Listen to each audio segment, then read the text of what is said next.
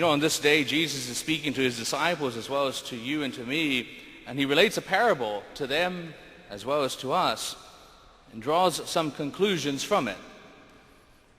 We're familiar with that approach, and we used to refer to this particular parable, as the parable of the unjust steward. Now, some have taken it upon themselves to kind of change the title a little and call it the parable of the devious manager. Now, we might have expected Jesus to condemn this approach and attitude portrayed by this devious manager, but he doesn't. On the contrary, he praises the manager and declares that the children of this world are more resourceful than the children of light. Jesus is admiring the boldness and resourcefulness of the manager, who was able to tackle a serious situation in an intelligent way. By doing so, he is challenging you and me, the Christian, to be eager and resourceful and intelligent in the pursuit of a full Christian life. He wants us to be as clever and as ingenious and as bold as that manager was in our pursuit of God's kingdom. And that's exactly what our quest for God is. It's a pursuit. You and I are on a pilgrimage. We're on a path, and we're going somewhere. We're not there yet, but we're going somewhere. We are a people who are anticipating, longing for the kingdom of God, and it has to be with a sense of excitement, a thoughtfulness, and at times aggressiveness, so that we continue to move in that direction. Never becoming stuck in our present situation, never becoming too comfortable now because we're not there yet. What a mistake it would be for us to think of the Christian life as a state of existence that we have already arrived at. Some of us may think, yes, we have arrived. I'm baptized. I've received all my sacraments. I come to church all the time. I'm here. I've arrived. But in reality, we haven't. Christianity is not a state we arrive at and then remain comfortable till the Lord calls us home. The Christian life is a goal to be accomplished. If we think of it as something we have already received, then we don't push on very hard for it, do we? And why? We've already got it. That's what we begin to think. But if we think of our Christian life as a process, a journey, not yet complete, then we will push on. And we will push ahead eagerly, as we know Christ wants us to. To attain something quickly loses its eagerness. To attain something, we lose something. We lose that desire to press on. You look at times when we enter these seasons of politics, and we see all the candidates, and they're doing everything within their power to excite you about them, to make you eager. And they approach with great eagerness, great enthusiasm, great cleverness at wanting to win your trust and mine. They do everything possible to gain from you your trust. And then some go on to be elected. But then what happens to the eagerness that was once there? What happens to the enthusiasm that was once there? For some, they lose it. It's kind of like when you're longing for this one car for some reason or another. You're wanting this new car. It's the car of your dreams. And then all of a sudden you get it. And then what happens? It becomes another car. The excitement's over. We go through this all the time at Christmas, especially the little ones. And those who are advertising everything under the sun want to win your business. And they're going to use your children to get it. And normally they win. Why? Because you don't want to disappoint. You don't want to hear for the rest of the year that you didn't get me what I wanted. But what happens once you do give them to them? The excitement's over because we've attained. And sometimes we can do that with our Christian life. We think we already have it. Therefore, there's no reason to really work for it anymore. But in reality, there's every reason to continue working. And that's what Jesus is wanting of you and me. He's wanting this eagerness, this enthusiasm, this great desire within your heart to continue pushing forward. And how do we do that? How do we continue to allow ourselves to have this great desire, great longing within ourselves for the kingdom of God? Not making the mistake that we've already achieved it. Because we don't achieve that until we leave this world. Until then, we're on that journey. It's leading us there. And sometimes we're going to get stuck where we're at, and sometimes we're going to get very comfortable where we're at. And God is inviting us to not take for granted his relationship with us. Because we know how good God is to us.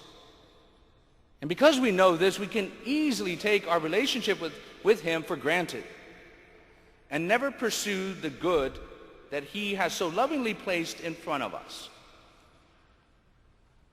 Our reading from the prophet Amos this day reminds us how callous we become when we take God for granted, forgetting how poor we still are before God. And by doing so, we at times forget how to do good for others.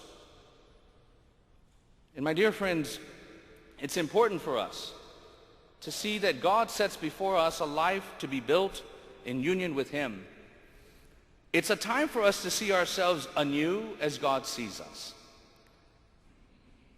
There's an old saying that says, "Be patient with me because God is not finished with me yet." And this is true. He's not finished with you, nor with me.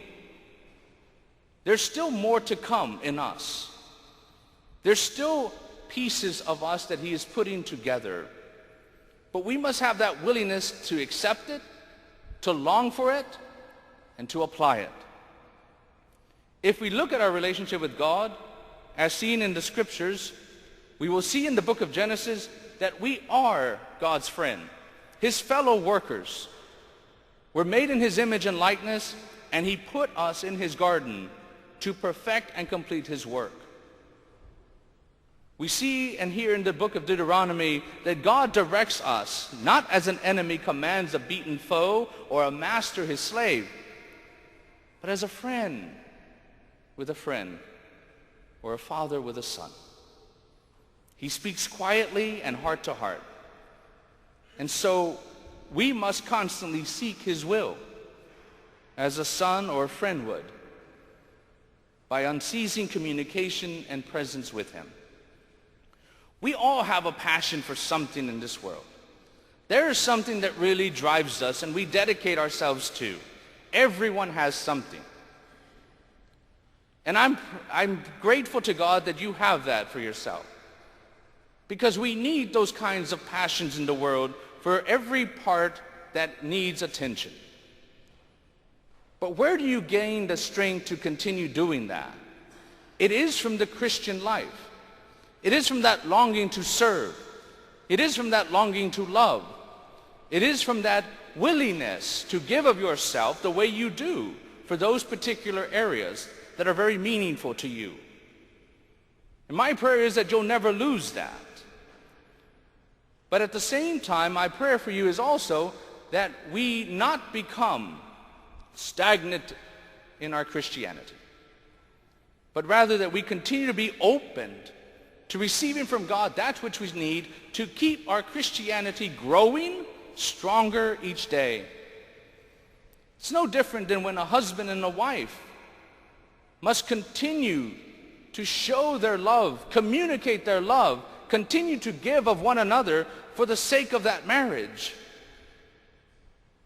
All of a sudden, just because you say, I do, you don't stop showing it.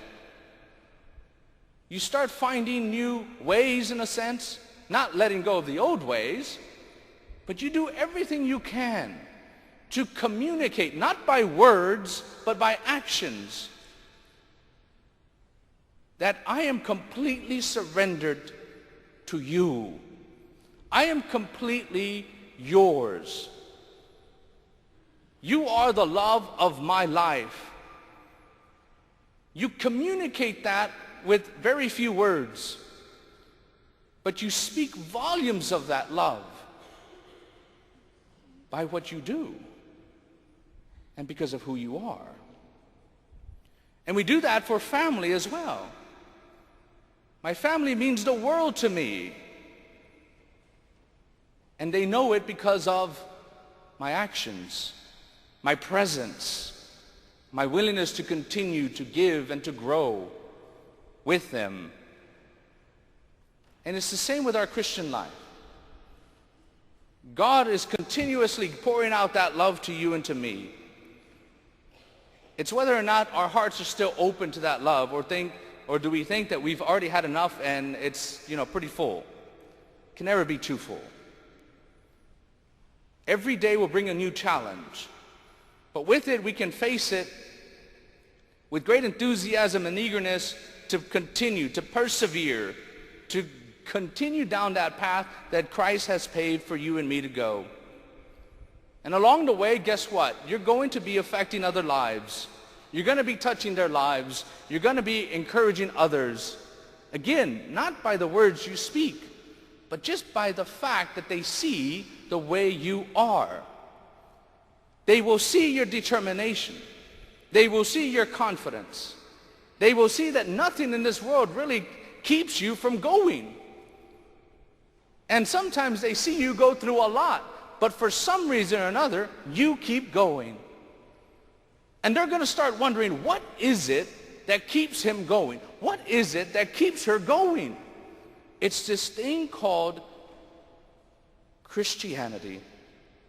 It's this thing called a relationship with God that is true and constantly growing.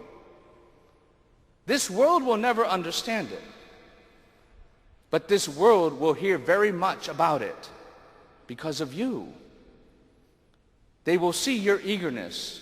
They will see your enthusiasm. They will see your longing. And then the world will see there's no way of stopping this person. And then the world will wonder, how can I have that for myself? My dear friends, I pray this day for you that this is you, that you are eager, that you are enthusiastic, that you will allow nothing to stand in your way from you continuing on that journey that's leading you and me to the place we will call home. Until then, we continue to labor. Until then, we continue to grow. And until then, those challenges will arise, those hurdles will get a little higher, but it won't matter. Why? Because God is with you. And if he is, there truly is nothing that can stop you.